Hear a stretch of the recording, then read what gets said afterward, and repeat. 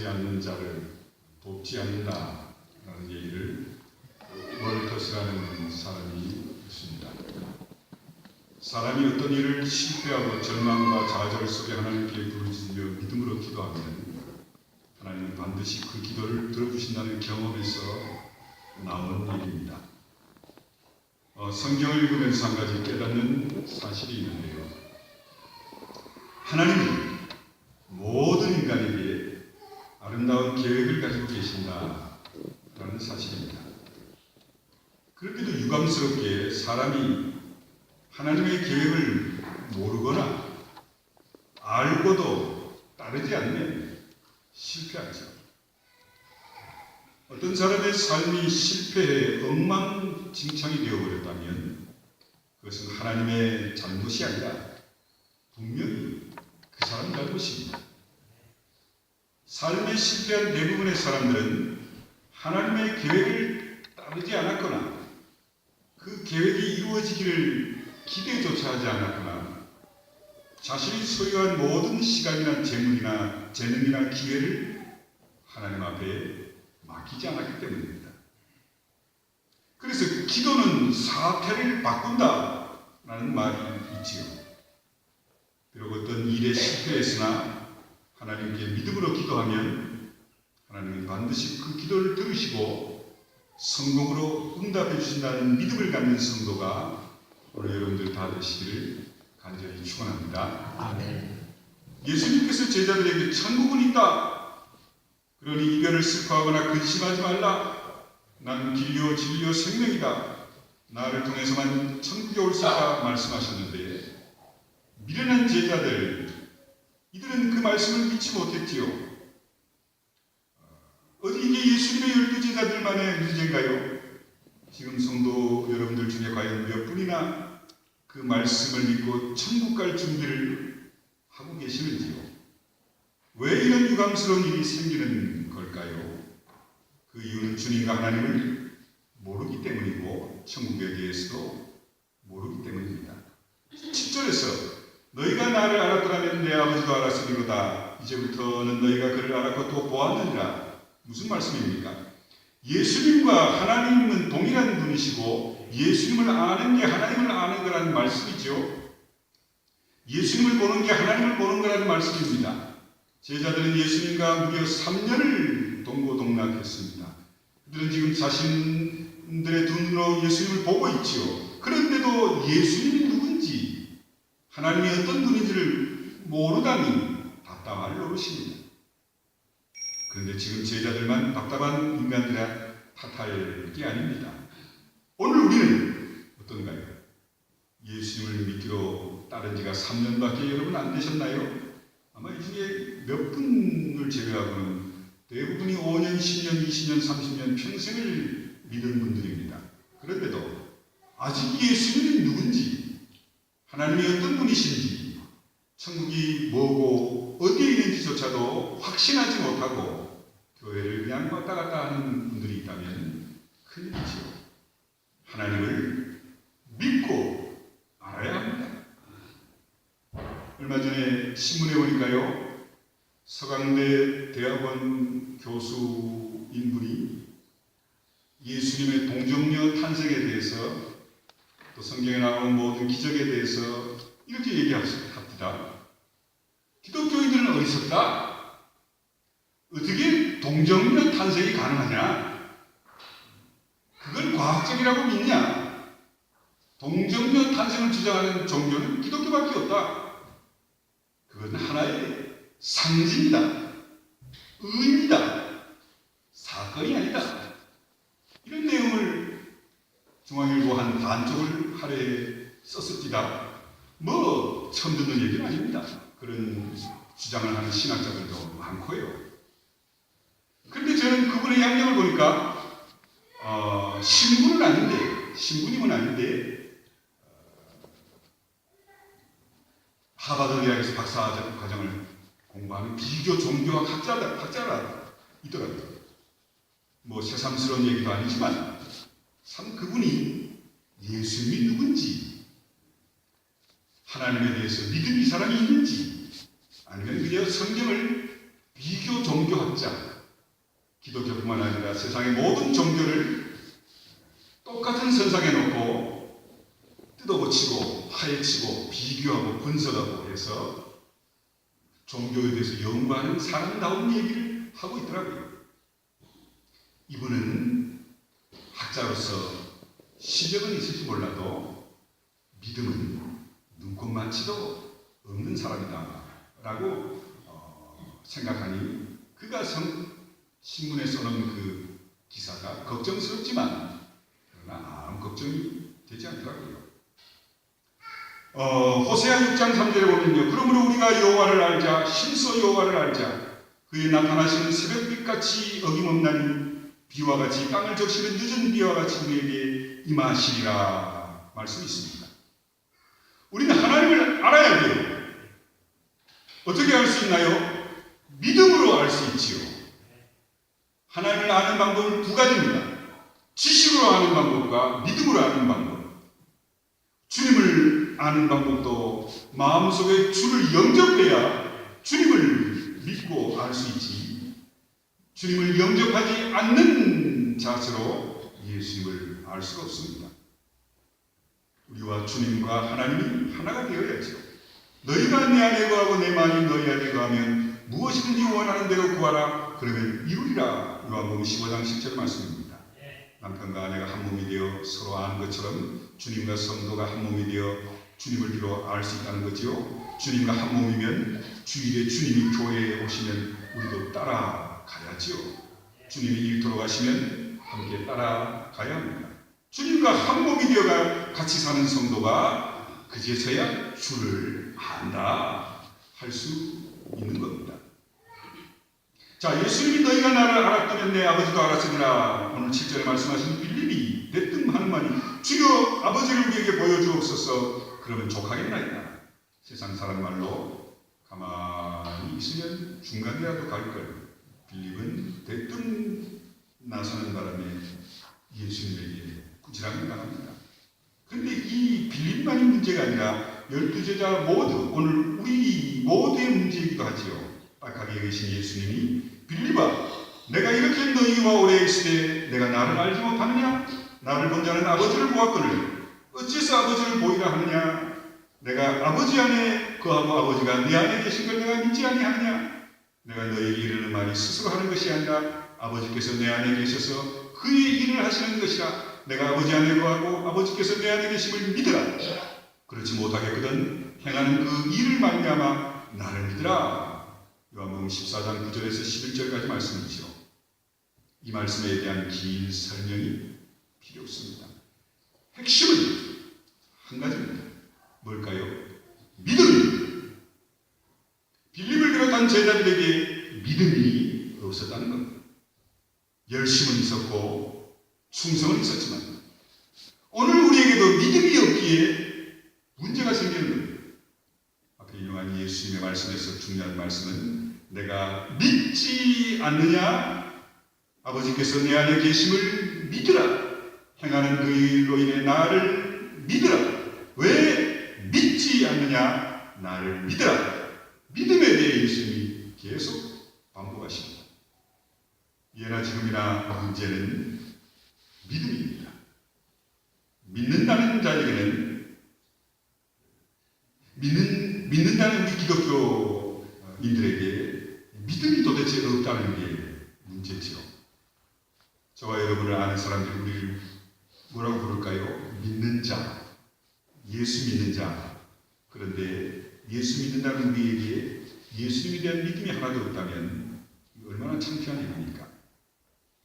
눈에 안 보이는 하나님을 안 믿고 산다는 것도 참 문제지만 오늘날 이 시대는 지독한 불신 시대에 살고 있어서 더 어려운 세상입니다.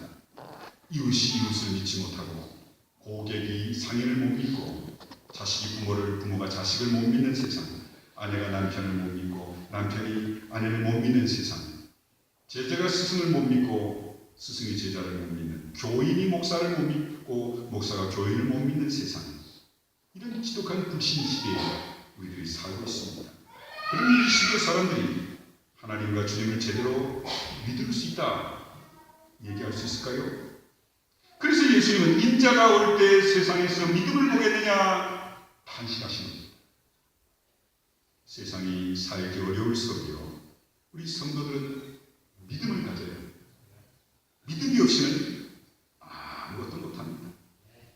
믿는다는 신자가 믿음이 없으면 아무 소용이 없지요. 우선 내가 세상의 모든 사람을 믿어야 하고 다른 사람에게 믿음을 줘야 합니다. 여러분, 믿음은 능력입니다. 돈이 능력이 아니고 지식이 능력이 아니고 체면이, 육체의 힘이, 권력이 능력이 아닙니다.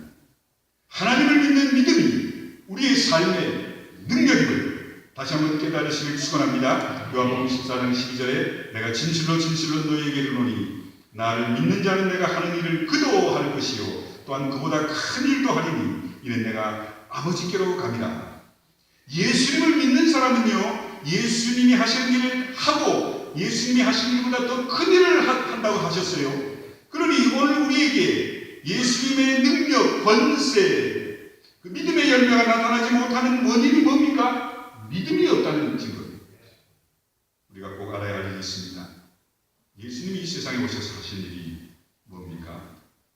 예수님이 십자가에 못 박혀 죽으신 일이 뭐 때문에 죽으셨지요? 지금도 예수님이 하시는 일이 뭡니까? 한 가지입니다. 사람을 살리는, 생명을 살리는 일을 믿으시기 바랍니다. 죄로 인해 죽어가는 사람의 생명을 살리는 일이 예수님이 하시는 가장 중요한 일이셨어요. 예수님이 죽은 자를 살리고 병자를 고치는 것, 그건 아무것도 아닙니다. 죽은 자를 살렸을 때 그 죽은 다시 살아난 자는 또 죽어야 돼요. 질병에서 고침받은 자, 또 죄지면 병들 수 있습니다. 예수님이 이 땅에 오셔서 한 대표적인 일은 생명을 살리는 일, 그것도 순간적인 재생이나 회복이 아니라 영생의 삶을 그들에게 주시기 위해서 주님이 이 땅에 오신 거죠. 그런데 믿음이 있어야 사람을 살릴 수 있는 겁니다. 사람을 살리는 믿음이 능력입니다. 가만히 서 있는 자를 뒤로 넘어뜨리는 게 능력이 아닙니다. 여러분, 믿음이란 성서적 능력이란 사람을 살리는 거죠. 아무리 오래 믿고 훌륭한 일을 많이 해도 사람을 살리는 전도를 못하면 믿음의 능력이 없다고 봐야 합니다. 아무리 착하게 살아도 사람을 살리는 전도의 길을 가로막는다면 그 사람은 하나님 앞에 칭찬받을 수 없는 거죠. 자, 그럼 믿음의 능력은 뭐로 나타날까요? 기도의 응답으로 나타납니다. 13, 14절 보십시오. 너희가 내 이름으로 뭘 구하든지 내가 행하리니 이는 아버지로 하여금 아들을 말미암아 영광을 받으시게 하려 함이나 내 이름으로 무엇이든지 내게 구하면 내가 행하리라. 이는 기도 응답에 대한 보장이죠. 예수님의 이름으로 하는 기도는 뭐든지 행하시겠다 약속입니다. 자, 그럼 왜 예수님의 이름으로 기도하라 하셨을까요? 예수님의 이름이 하나님께로 가는 유일한 길이기 때문입니다. 다른 길은 없습니다. 오직 예수. 성경은 아무리 읽고 연구해도 오직 예수로 말미암아 우리의 기도가 하나님 앞에 응답받고 오직 예수 이름으로만 구원받지 세상의 그 어떤 것으로도 구원받는다는 말은 성경에 없어요. 세상에 가장 믿을 수 있고 하나님이 인정하시는 이름이 예수 이름 뿐이기 때문입니다. 그래서 기도는 믿음으로 해야 해요. 믿고 구하는 기도가 능력이 있는 거죠. 여러분, 이루어 주시옵소서, 기적이 일어나게 주시옵소서 이렇게 기도하시면서 여러분 가만히 자신을 한번 살펴보십시오. 그래, 그렇게 기도해 놓고도 되려나 돌아서면 이런 쓸데없는 생각을 하죠. 믿는다고 기적이 일어나게 해달라고 기도해 놓고 돌아서면 한숨 짓는 이유는 뭡니까? 참 우리가 그만큼 믿음 없이 기도한다는 얘기입니다. 그런데 우리가 믿음으로 기도하면 그 믿음으로 인해 예수님이 모든 걸 다 이루어주신다 약속하셨으니 때로는 우리 기도가 응답되지 않는 이유는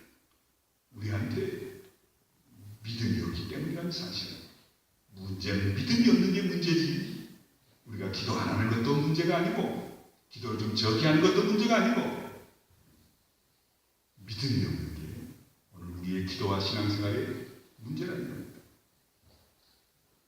제이 스크라이븐이라는 사람이 있는데요. 참 평범한 청년이었답니다. 참 기도 많이 하고 영적인 사람이었는데 갑자기 그에게 두 가지 불행이 찾아왔어요. 첫 번째 불행은 그와 결혼하기로 약혼한 여성이 갑자기 수영하다가만 익사하고 말았답니다.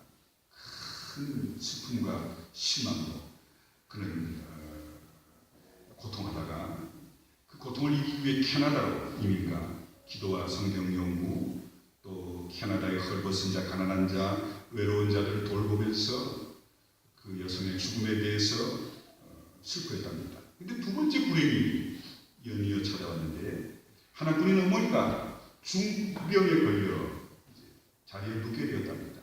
그 어머니의 회복을 위해 기도와 간호를 쉬지 않고 하다가 영감이 떠올라서 그가 지은 찬송시가 369장입니다. 찬송해볼까요? 369장입니다. 반주 한번 해주시겠어요? 그럼 다 하시는 찬송입니다.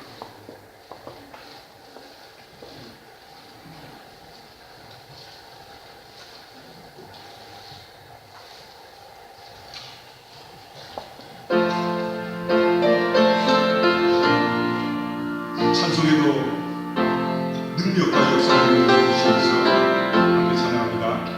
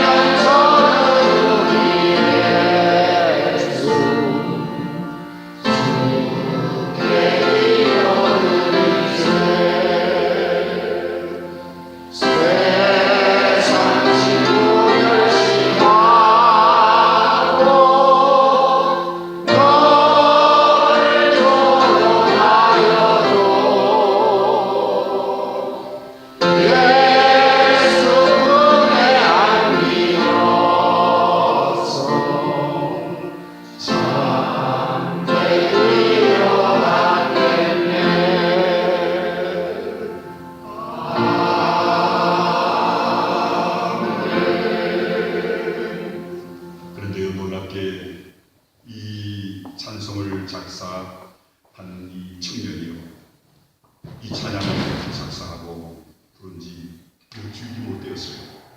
그 어머니의 병이 기적처럼 완쾌 된 줄 믿으시기 바랍니다. 여러분, 이 찬양의 능력, 찬송의 능력, 그 능력은요, 찬송의 가사대로, 믿음대로, 믿음으로 부르는 우리의 삶에 그런 기적이 일어나는 줄 믿으시길 바랍니다. 믿음은 능력입니다. 믿고 하는 기도는 힘이 있습니다. 믿음으로 하는 찬양은 찬양의 가사대로 우리의 삶에 이루어지는 줄 믿으시길 바랍니다. 성도 여러분, 문제는 믿음입니다. 한국교회의 문제는요, 다른 데 있는 게 아닙니다. 믿음이 과거에 한국교회가 뜨겁게 부흥할 때보다 믿음이 약해졌기 때문입니다. 속된 말로 믿는 구석이 다른 데 있어요. 그때는 오직 예수님만 믿었어요. 그분만 아니면 이루어질 수가 없으니 그 앞에 엎드릴 수밖에. 그러나 요즘은 믿을 구석이 얼마나 많습니까? 그러니 우리의 믿음이 문제입니다. 다른데 그 누구에게 그 어디에 원인을 찾지 마십시오. 그러므로 사랑하는 성도 여러분, 한 해가 저물어가기 전에 나와 내 가정, 우리 자녀, 우리 교회의 문제는 그 무엇이 아니라 믿음이 없다는, 믿음이 식었다는, 믿음이 약해졌다는 데 있습니다. 이 문제의 근본을 여러분이 다시 찾으시고, 원래 근본적인 문제는 단순한 데 있습니다. 간단한 데 있습니다. 어려운 데 숨어있지 않습니다. 그러나 우리가 이걸 인정하지 않죠. 뭔 소리요? 나한테 믿음이 없다니. 이래봐도 난 목사인데, 난 장로인데. 이런 교만이 우리의 믿음 없으면 자꾸 덮어버리지. 그럼 어떻게 될까요? 하나님이 예비하시고 주시는 축복을 다 잃어버립니다. 믿음 없는 자의 찬양, 믿음 없는 자의 기도, 믿음 없는 자의 봉사와 헌신, 충성, 신앙생활은 허수아비 같습니다. 그렇게 열심히 노력하고 있어도 아무런 열매가 나타날 수 없는 거죠. 그러므로 우리 교회와 성도들께서는요, 무엇보다도 믿음의 능력과 기도의 응답을 통해 하나님께 영광 돌리는 우리 교회와 우리 성도님들 다들 되시기를 간절히 축원합니다. 기도하겠습니다. 고마우신 아버지 하나님 감사합니다. 오늘 우리의 문제는 바로 내 믿음이 연약해졌고 식었기 때문이고, 또 과거처럼 열정적인 믿음이 아님을 제대로 깨닫고 발견하게 하옵소서. 우리 구역이, 우리 기관이, 우리 교회가, 내 가정이, 내 자녀가, 내 사업과 직장이 어려운 가운데 처한 건 외적인 원인이 아니라 내 믿음입니다. 주여, 그때보다 더 식었고 더 약해졌음을 깨닫게 하옵소서. 문제는 내 믿음임을 깨닫고 내 믿음을 하나님 앞에 올바로 세우고 또 회복되는 놀라운 역사를 허락해 주시옵소서. 예수님의 이름으로 기도하옵나이다. 아멘. 광고의 말씀을